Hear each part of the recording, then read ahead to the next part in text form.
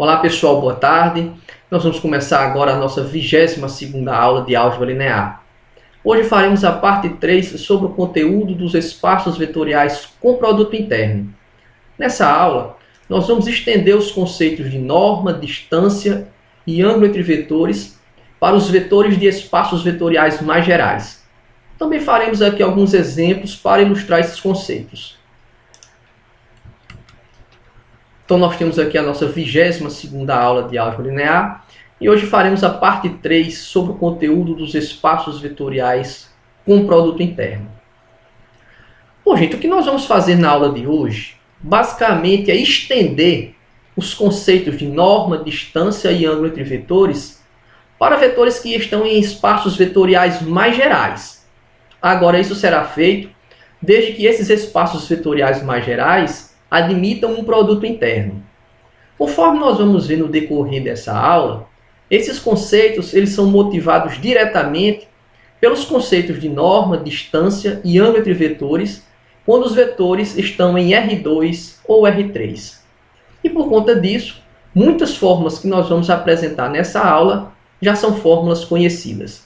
Então vamos começar aqui a nossa aula com essa definição 1, que é a definição sobre norma. Então, para isso, vamos considerar V um espaço vetorial real. Isso significa dizer que V é um espaço vetorial onde seus escalares são sempre números reais. Nós também vamos dotar esse espaço vetorial V de um produto interno. Então, a norma ou comprimento de um vetor V tomado nesse espaço vetorial V e em relação a esse produto interno é um número real, e esse número real ele é obtido mediante essa fórmula 0.1. Pessoal, se nós olharmos aqui para essa fórmula 0.1, nós já vamos identificar imediatamente que essa fórmula é exatamente a fórmula que nós usamos para calcular a norma de vetores que estão em R2 ou em R3. Então, conforme foi dito agora no início da aula, nós já estamos vendo aqui nessa definição 1 que mesmo para espaços vetoriais mais gerais e espaços vetoriais onde é possível definir um produto interno, o conceito de norma é dado exatamente igual ao conceito de norma para vetores de R2 e R3. Uma primeira observação que eu trago aqui, pessoal, nesse material, é uma observação que, de certa forma, vocês já conhecem, que é quando a gente diz que o vetor ele é unitário ou que ele está normalizado. Mas vamos aqui recapitular. Então vamos tomar aqui V um espaço vetorial real e vamos definir nesse espaço vetorial um produto interno. Então a gente diz que um vetor V pertencente a esse espaço vetorial ele é unitário ou que ele está normalizado se a norma desse vetor é igual a 1. Obviamente que se a norma do vetor V for diferente de 1, esse vetor ele não será unitário ou simplesmente a gente diz que ele não está normalizado. No entanto, é importante nós relembrarmos que se um vetor V não nulo ele não está normalizado ou ele não é unitário, existe a possibilidade de nós tomarmos um vetor U que tenha a mesma direção e sentido de V e que esse vetor U seja unitário, né? No caso aqui, essa operação é a operação de normalizar o vetor V. Ou seja, nós multiplicamos o vetor V pelo escalar 1 sobre norma de V. Então, quando fazemos isso, nós obtemos um novo vetor aqui que eu estou denotando por U, sendo que esse vetor U agora ele é um vetor unitário. E pelo fato desse vetor U ter a mesma direção, mesmo sentido de V e ser unitário, nós comumente chamamos o vetor U de o versor do vetor V. Então, dado um vetor V não unitário, o versor do vetor V nada mais é do que um vetor que possui a mesma direção, o mesmo sentido que o vetor V e que ele é unitário. Então vamos começar agora, pessoal, a ver aqui o nosso primeiro exemplo. Esse primeiro exemplo ele vem exatamente ilustrar aqui, né, como é que nós podemos utilizar essa fórmula 0.1 para calcular a norma de vetores que estão definidos em espaços vetoriais mais gerais. Então, o nosso exemplo 1 aqui, nós temos aqui o espaço vetorial C de 0,1, né, que é o espaço vetorial das funções reais contínuas definidas aqui no intervalo 0,1. De certa forma, esse espaço vetorial ele já foi apresentado na nossa última aula de álgebra linear, que foi a 21ª aula de álgebra linear. E nós vamos agora adotar esse espaço vetorial por meio desta regra aqui, tá? Que ela define um produto interno. Isso nós vimos também na nossa última aula de álgebra linear. Então, naquela ocasião, mais especificamente no exemplo 3, nós mostramos que se nós consideramos esse espaço vetorial e para os elementos desse espaço vetorial nós definimos essa regra, então essa regra, na verdade, ela define um produto interno em C de 0,1. Ok? Então o exemplo 1 aqui ele pede o seguinte: se nós considerarmos aqui o espaço vetorial C de 0,1 e considerarmos aqui o produto interno dado por meio dessa regra, ele quer que a gente calcule a norma do vetor f, sendo f igual a f de x igual a x quadrado. Então, inicialmente, vamos notar, gente, que esse vetor f, de fato, né, ele pertence ao espaço C de 0,1. Obviamente, aqui, se nós considerarmos, né, o domínio da nossa função apenas restrito ao intervalo 0, 1. Okay? Então, aqui nós temos uma função polinomial de grau 2, consequentemente, ela é contínua, né? É contínua na reta toda. Então, em particular, ela vai ser contínua no intervalo 0, 0, 1. Então, dessa forma, essa função f de x igual a x quadrado é um vetor, né, desse espaço vetorial. Então, o exemplo 1 aqui pede para a gente calcular a norma desse vetor. Ok? Então, bem, gente, o que nós vamos fazer agora é utilizar a nossa forma 0.1 e, em seguida, utilizarmos aqui a definição de produto interno que foi dado para o espaço C de 0,1. Então, comecemos aqui a calcular a norma do vetor f. Então, essa primeira igualdade aqui, ela decorre imediatamente da fórmula 0.1. Aqui a gente está substituindo o vetor v, né, pelo vetor f, por isso que nós ficamos com essa notação. Essa segunda igualdade aqui, o que é que nós vamos fazer? Nós apenas vamos escrever o produto interno do vetor f pelo vetor f. E aí nós vamos usar exatamente essa igualdade. Então, se nós substituirmos aqui a função g pela função f, então nós vamos ter que o produto interno de f por f é exatamente igual à integral de 0 a 1 de f de x, que multiplica f de x. Consequentemente, f de x ao quadrado dx. Então, é por isso que nós obtemos essa segunda igualdade. Ok? Agora, f de x ao quadrado, sendo que f de x é igual a x quadrado. Portanto, substituindo aqui o x quadrado em f de x, nós vamos obter x ao quadrado, tudo ao quadrado, consequentemente, nós vamos obter x à quarta. E daí nós encontramos essa terceira igualdade. Agora, gente, nessa quarta igualdade, o que nós vamos fazer é utilizar o teorema fundamental do cálculo para resolver essa integral definida, né? Então, inicialmente aqui nós vamos encontrar uma primitiva. No caso de x à quarta, uma primitiva é 1 sobre 5, que multiplica x à quinta, né? Variando aqui de 0 a 1. Utilizando o teorema fundamental do cálculo, nós vamos obter nessa penúltima igualdade, que vai ficar raiz quadrada, né, de 1/5. E, obviamente, aqui, se nós racionalizarmos essa raiz, nós vamos obter aqui, que é a raiz quadrada de 5 sobre 5. Portanto, gente, esse número real que nós encontramos aqui, raiz quadrada de 5 sobre 5, ele representa a norma desse vetor f, ok? Vetor esse que é tomado no espaço vetorial C de 0,1, e aqui nós assumimos essa regra como produto interno, ok? Então eu gostaria aqui até de deixar também registrado o seguinte: percebam que a fórmula que envolve a norma, ela depende de um produto interno. Nesses casos, a gente diz que a norma aqui ela é proveniente de um produto interno, ok? Justamente pelo fato de que, para nós calcularmos a norma, nós precisamos conhecer o produto interno no espaço vetorial adotado, ok, gente? Bom, o que nós vamos fazer agora é trazer aqui algumas propriedades envolvendo a norma, tá? De um vetor, quando nós consideramos um espaço vetorial mais geral e nesse espaço vetorial um produto interno. Bom, gente, se nós considerarmos ver um espaço vetorial real, qualquer, tá? E nesse espaço vetorial nós adotarmos um determinado produto interno, e se nós tomarmos agora um vetor V nesse espaço vetorial V, tá? Nós vamos ter que essas 4 propriedades aqui elas são verificadas. Essa primeira propriedade aqui nos diz o seguinte: ó, se nós considerarmos o vetor ∝v, onde α agora é um número real, né, o escalar, tá? Então a norma do vetor ∝v é igual a módulo de α que multiplica a norma de v. E essa igualdade aqui ela é verdadeira qualquer que seja o vetor V tomado no espaço vetorial V e qualquer que seja um número real alfa. A segunda propriedade nos diz que a norma de um vetor V sempre é maior ou igual que zero.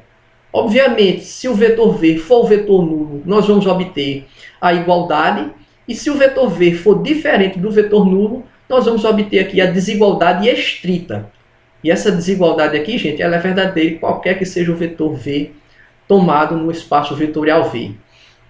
Nós também temos aqui nessa propriedade 2i essa equivalência, né? Ou seja, dizer que a norma de um vetor V é igual a zero, veja que aqui é um número real zero, isso é equivalente a dizer que V é um vetor nulo.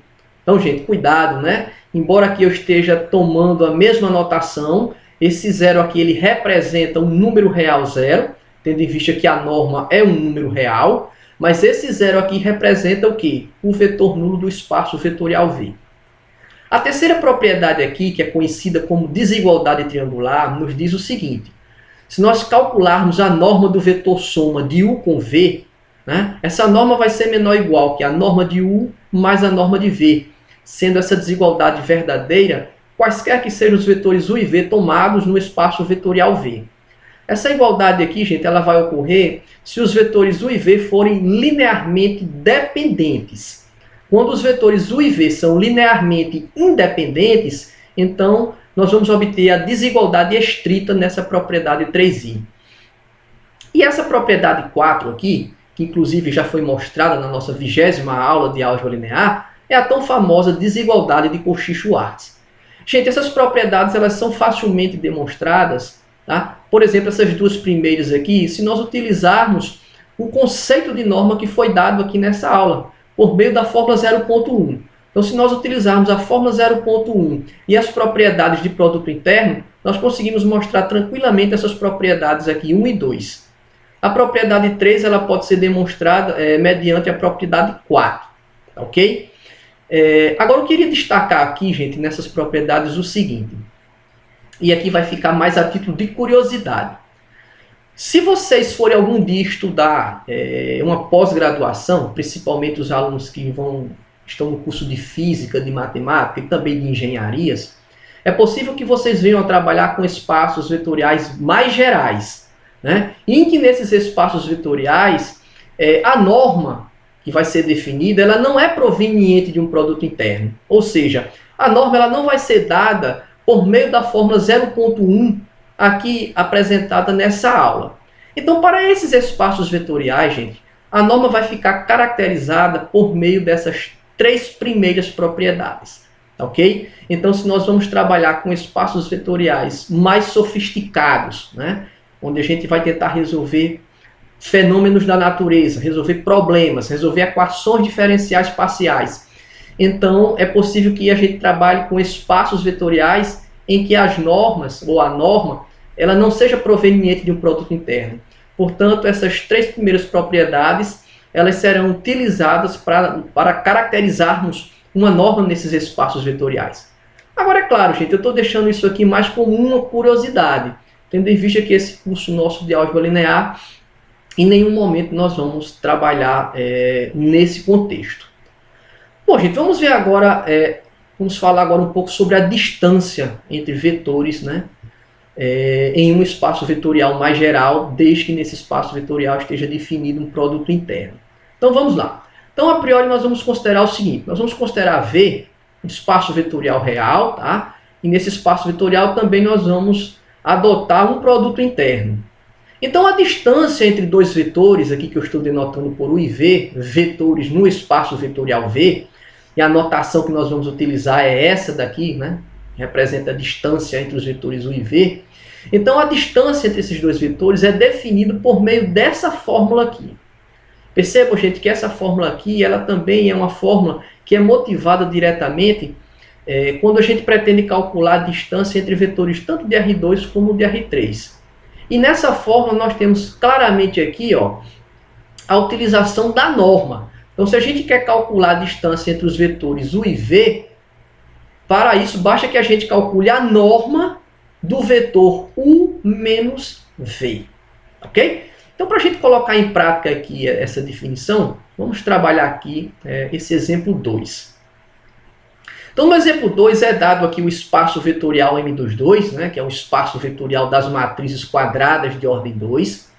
Nesse espaço vetorial nós vamos considerar esses dois vetores, né, U e V, ok? E ele pede aqui para a gente considerar em M22 um produto interno canônico. Esse produto interno canônico, gente, ele foi apresentado na nossa última aula de álgebra linear, né, que foi a 21ª aula de álgebra linear. É exatamente o primeiro exemplo dessa aula, tá? Mas eu vou aqui na solução relembrar como é esse produto interno, ok? Então ele quer aqui o seguinte, ele quer que, dados esses dois vetores aqui em M22, ele quer que a gente utilize o produto interno canônico em M22 para calcular a distância entre os vetores U e V. Então vamos lá, então vamos começar aqui relembrando o que seria, né, o produto interno canônico no espaço vetorial M22. Então eu estou tomando aqui dois vetores quaisquer em M22, né? Então o vetor A aqui dado por essa matriz quadrada de ordem 2, o vetor B dado por essa matriz quadrada de ordem 2, tá? E o produto interno, gente, aqui nesse espaço vetorial, o produto interno canônico, ele é dado por meio desta regra aqui, ok? Nós provamos isso na nossa última aula de álgebra linear, ok? E essa regra ela pode ser denotada por essa expressão, né? Porque aqui o produto interno ele é definido aqui por meio desse duplo somatório, mas se nós utilizarmos aqui a definição de somatório, nós conseguimos escrever esse duplo somatório por meio desta soma, tá? Então aqui o que é que nós vamos usar? Nós vamos usar exatamente esse produto interno, tá? E nesse caso nós vamos usar aqui essa segunda igualdade, ou seja, nós vamos usar essa soma para caracterizar o produto interno entre dois vetores aqui do espaço vetorial M22. Então vamos lá, gente. Se a gente quer calcular a distância entre os vetores U e V, nós devemos utilizar essa fórmula aqui. Então, mediante essa fórmula, a gente percebe claramente que a primeira coisa que nós devemos calcular é o vetor U menos V, né? E aqui eu já deixo claro, gente, que nós vamos adotar aqui as operações usuais de adição e multiplicação por escalar no espaço vetorial M22. Então, por exemplo, o vetor menos V é você multiplicar aqui, ó, o vetor V pelo escalar menos 1. Então, por exemplo, o vetor menos V vai ser aqui a matriz menos 5, menos 1, 2 e menos 7. E quando fizermos o vetor U menos aqui o vetor V, ou seja, U mais menos V, né, nós vamos encontrar exatamente esse vetor aqui. Ok? Então, se nós multiplicarmos aqui o vetor V por menos 1, nós vamos ficar com menos 5, menos 1, 2 e menos 7. E ao fazer U mais menos o vetor V, nós vamos obter 2 menos 5 aqui dá menos 3, menos 1 com menos 1 dá menos 2, 1 com 2 dá 3 e 3 com menos 7 dá menos 4. Portanto, essa matriz aqui que está em M22, ela corresponde exatamente ao vetor U menos V. Então, gente, diante agora, né, desse vetor, o que nós vamos fazer é o seguinte, para calcularmos a distância entre os vetores U e V, basta agora nós calcularmos a norma desse vetor U menos V, que é o que nós estamos fazendo aqui abaixo, ok? Então, aqui essa primeira igualdade aqui é a fórmula, né, para nós calcularmos a distância entre os vetores U e V.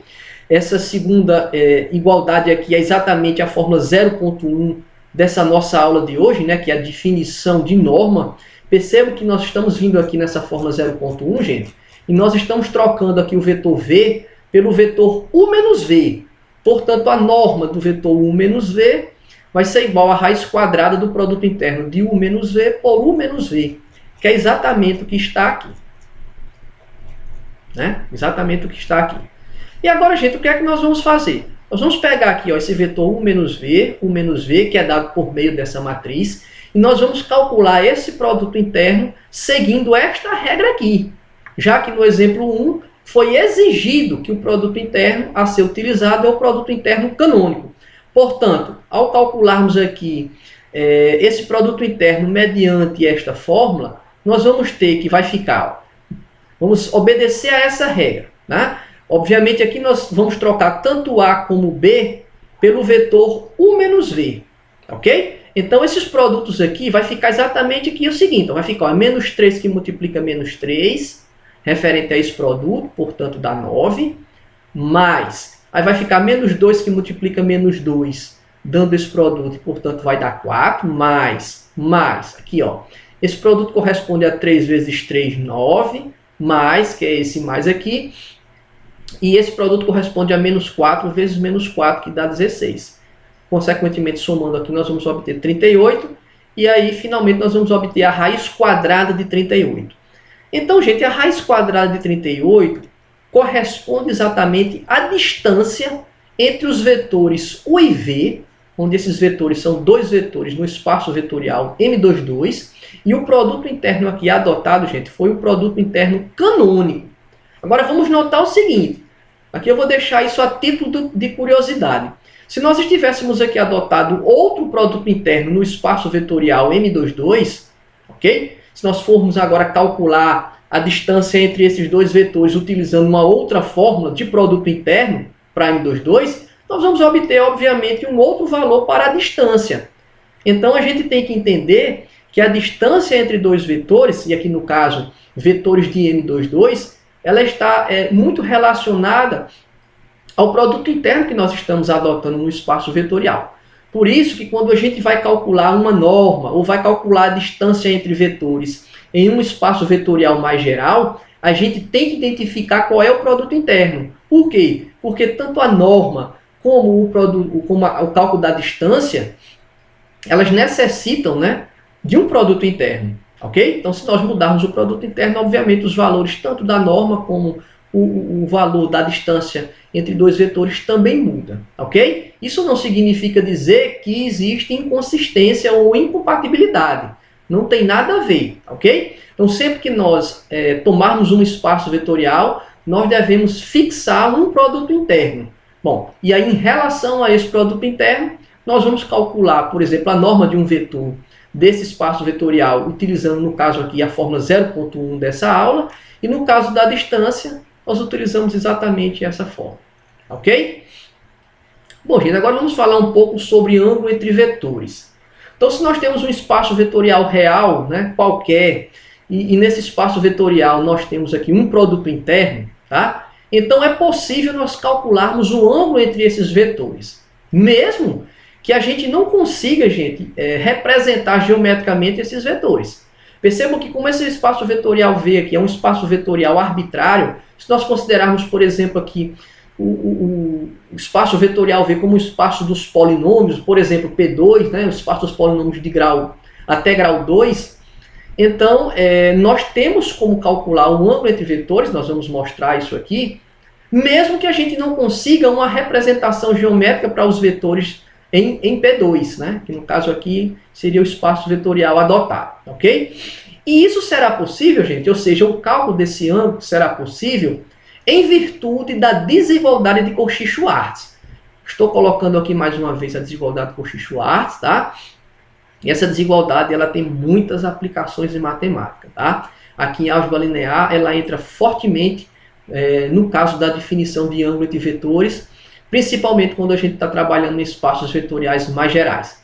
Então vamos notar o seguinte, gente. Vamos considerar os vetores U e V e vamos considerar que esses vetores sejam não nulos, ok? Por que não nulos? Porque a gente já viu aqui, gente, na definição de ângulo entre vetores, né, que foi na nossa 20ª aula de álgebra linear, que se um dos vetores for vetor nulo, então o ângulo entre eles já é 0 grau, ok? Então nós vamos considerar aqui dois vetores tomados aqui nesse espaço vetorial V e vamos dizer, né, vamos assumir que esses vetores são não nulos.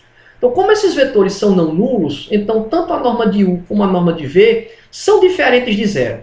Então, se nós viermos aqui nessa desigualdade, né, e dividirmos a desigualdade pelo o número, né, norma de U que multiplica a norma de V, nós vamos obter exatamente essa desigualdade aqui, ok? Agora vamos notar que aqui nós temos um produto interno, né, e portanto isso aqui representa um número real, aqui um número real. Então, se nós utilizarmos agora propriedades envolvendo um modo de números reais, essa desigualdade aqui, gente, ela é equivalente a essa desigualdade. E essa desigualdade aqui é equivalente a essa desigualdade. Nós temos aqui uma desigualdade simultânea. Qual a importância dessa desigualdade 0.2? Bom, gente, essa desigualdade 0.2, ela nos diz o seguinte, que o quociente aqui, ó, o quociente do produto interno de U por V, né, por norma de U que multiplica a norma de V é sempre maior ou igual que menos 1 e sempre menor ou igual que 1. E por que essa desigualdade é importante? Essa desigualdade é importante, gente, por quê? Porque a gente sabe que, como esse número real só assume valores entre menos 1 e 1, inclusive, né, o valor menos 1 e 1, então nós podemos exibir um único, né, θ, um único ângulo θ, e θ sendo maior ou igual que 0 grau e menor ou igual que 180 graus, de tal forma que o cosseno desse ângulo seja exatamente igual a esse quociente.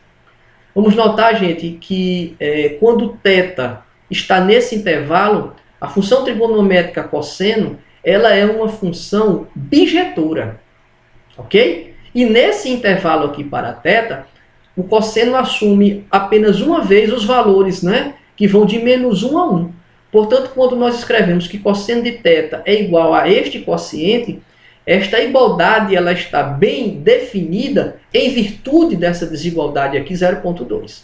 Ok? E como essa igualdade aqui está ocorrendo para θ variando, né, maior ou igual que 0 grau e menor ou igual que 180 graus, então essa igualdade ela é equivalente a essa igualdade aqui, 0,3.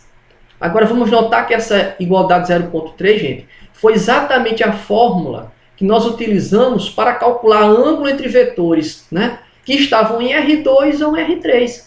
Portanto, gente, aqui ó, a fórmula que estabelece uma definição para a gente calcular ângulo entre vetores, quando os vetores estão em espaços vetoriais mais gerais, é exatamente igual, né, à fórmula que a gente tem para calcular o ângulo quando os vetores estão em R2 ou em R3. Agora aqui deve ficar claro, pessoal, que mesmo que o espaço vetorial real ele seja geral, nós devemos o quê? Nós devemos ter espaços vetoriais com produto interno, né? Tendo em vista que o ângulo aqui, ó, na fórmula do ângulo, nós temos um produto interno, ok? Então, mesmo que o espaço vetorial aqui ele seja geral, mas nós devemos dotar esse espaço vetorial de um produto interno. Portanto, essa fórmula 0,3 aqui, ela é uma fórmula que serve para a gente calcular ângulo entre vetores, né, de espaços vetoriais mais gerais. Uma observação 2 que eu coloquei aqui, gente, é só para mostrar que existe uma harmonia entre a condição de ortogonalidade entre vetores e a definição de ângulo, né? Porque nós vamos ter o seguinte, olha, quando é que dois vetores são ortogonais ou perpendiculares, né? Mesmo em espaços vetoriais mais gerais. Nós vimos isso aqui na nossa última aula de álgebra linear. Então, para que dois vetores sejam ortogonais ou perpendiculares, nós vimos lá que o produto interno entre eles é zero. Agora, perceba aqui o seguinte, olha, se nós tivermos o produto interno zero, né, isso equivale a dizer que θ é igual a 90 graus por meio dessa fórmula 0,3. Portanto, essa fórmula 0,3 aqui, gente, que determina o ângulo entre vetores, ela é muito compatível, né? O que eu escrevi aqui com está em harmonia com a condição de ortogonalidade entre vetores e com essa definição aqui de ângulo, né, tomado para vetores em espaços vetoriais mais gerais. Ok, pessoal? Vamos fazer aqui o nosso último exemplo, que é justamente para a gente calcular aqui o ângulo entre dois vetores. E nós vamos tomar aqui o espaço vetorial mais geral como sendo o P2, né, que é o espaço vetorial dos polinômios de grau menor ou igual que 2. Então, nós vamos dotar esse espaço vetorial do produto interno canônico, né? Também eu vou relembrar daqui a pouco. E ele pede aqui, para a gente calcular o ângulo entre esse vetor de P2 e esse vetor aqui, né? O vetor P de x e o vetor Q de x. Sendo P de x igual a 1 mais x quadrado menos 2x quadrado e Q de x sendo igual a 3x menos x quadrado, ok? Então, vamos lá, gente. Então, a primeira coisa que eu quero fazer aqui é relembrar o conceito do produto interno canônico, né, no espaço vetorial P2. Isso nós fizemos na nossa última aula de álgebra linear, lá no exemplo 2. Só que naquela ocasião, na verdade, nós trabalhamos lá com o espaço vetorial Pn, que é o mais geral, né? Aqui eu estou trabalhando com P2, ou seja, com n igual a 2. Então, se nós considerarmos aqui o vetor P, Q, né? O vetor P dado como A0 mais A1x mais A2x2, e o vetor Q dado por B0 mais B1x mais B2x2, então o produto interno canônico, né, definido aqui em P2 para esses dois vetores, é dado por meio dessa regra. Tá? Ou seja, nós multiplicamos ó, o termo independente aqui pelo termo independente, depois nós somamos aqui ó, o produto ó, do coeficiente de x pelo coeficiente de x, e depois nós somamos aqui finalmente pelo produto do coeficiente aqui de x2 aqui, né, com o coeficiente aqui de x2 de Q, ok? E essa regra aqui, ela representa exatamente o produto interno canônico, tá, para o espaço vetorial P2. Então, gente, aqui no exemplo 3, ele pede para a gente calcular o ângulo entre esses dois vetores aqui, tá? Então, essa forma 0.4 é exatamente a forma que a gente encontrou logo acima, né? Para definir o ângulo. E a gente percebe claramente aqui que a gente precisa calcular, né, três coisas. Primeiro, o produto interno de P com Q. Depois, a norma de P e depois a norma de Q. Finalmente, nós operamos aqui o quociente, ok? Então, a primeira coisa que nós vamos fazer é o quê? Vamos calcular aqui o produto interno do vetor P com o vetor Q, onde P é dado por essa expressão aqui, né, por esse polinômio de grau 2, e Q é dado por esse polinômio de grau 2. Então, gente, esse produto interno, que está aqui o cálculo, né, ele é facilmente calculado, né, em virtude aqui dessa forma ser bastante simples. Então, por exemplo, se eu coloco aqui, ó, vamos ser A0 com B0. Então, o A0 aqui é 1, né? E o B0 aqui é 0. Veja que o termo independente aqui ele não aparece, portanto é 0. Então fica 1 vezes 0, tá aqui, ó. Agora mais. Aí nós vamos pegar agora ó, o coeficiente de x e multiplicar pelo coeficiente de x. Então fica 1 vezes 3, tá aqui. E finalmente, né, mais o coeficiente de x2, ó, menos 2, que multiplica o coeficiente de x2 aqui, menos 1, por isso que está aqui. Então, calculando aqui, gente, essa soma nós vamos obter 5. Agora, para nós calcularmos a norma do vetor P, né, em virtude da fórmula 0.1 dessa nossa aula, essa norma vai ser igual a raiz quadrada do produto interno de P por P. Então, se nós pegarmos aqui o vetor P e utilizarmos aqui esta regra, nós vamos obter exatamente aqui esta soma. Ok? É só você trocar aqui o Q por P também, né? Já que aqui é o produto interno de P por P. Então, trocando aqui Q por P, então aqui vai ficar A0 vezes A0, aqui A1 vezes A1 e aqui A2 vezes, né, A2, né? Tendo em vista que Q vai ser igual a P. E aí nós vamos obter, ó, nosso vetor aqui P, 1 vezes 1 está aqui, mais aqui, ó, o coeficiente de x é 1 vezes 1 está aqui, mais o coeficiente de x2 é menos 2 vezes menos 2 está aqui. Ao fazer aqui essa conta, nós vamos obter a raiz quadrada de 6. E finalmente, né, da mesma forma, nós vamos obter aqui a norma do vetor Q. Então, nós vamos aqui trocar aqui o P pelo vetor Q, né, onde Q é dado aqui por meio desse polinômio de grau 2, tá, ok? Então, aqui não tem termo independente, né, por isso que o A0 vezes o B0 vai dar 0 vezes 0, mais, agora que o coeficiente de x é 3, né, então vai ficar 3 vezes 3, tá aqui, finalmente mais, aí nós vamos ter aqui o coeficiente de x2, que é menos 1, vezes menos 1, tá aqui. Então, fazendo aqui essa conta, nós vamos obter raiz de 10. Então, gente, finalmente é só substituir aqui, ó, 0,5, 0,6 e 0,7 nessa forma 0,4. De tal forma que nós vamos obter, gente, nós vamos obter exatamente isso aqui, ó. Nós vamos obter exatamente aqui essa conta. Então, aqui está a fórmula 0,4. Essa segunda igualdade aqui é quando a gente substitui, né? Aqui, ó, 0,5, 0,6 e 0,7 em 0,4. Então, obtemos essa igualdade. Finalmente, aqui nós vamos operar aqui essa conta, tá? Então, multiplicando aqui raiz de 6 vezes raiz de 10. Isso é a mesma coisa que 2 raiz quadrada de 15, né? Obviamente, aqui eu vou racionalizar, né, essa raiz quadrada de 15. E nós vamos obter raiz quadrada de 15 sobre 6. Portanto, gente, o ângulo aqui, ó, o ângulo θ entre os vetores P e Q, onde P e Q são vetores de P2, tá? O ângulo θ é exatamente dado por quem? O ângulo θ é o arco cujo cosseno é raiz quadrada de 15 sobre 6. Ok? Então, se a gente quer saber que ângulo é esse, a gente pode utilizar, por exemplo, uma maquininha, uma calculadora aí científica para calcular, né? Tanto a gente pode obter esse ângulo aqui na unidade grau, como na unidade radiano. Tá ok, gente? E para nós finalizarmos essa aula, pessoal, eu gostaria de trazer aqui apenas a nossa última definição, que é a definição de base ortonormal. Então, nós vamos considerar aqui um espaço vetorial real V qualquer. Vamos munir esse espaço vetorial de um produto interno, tá ok? Então, nós vamos tomar aqui essa base aqui, ó, V1 reticência até Vn, uma base aqui para esse espaço vetorial V.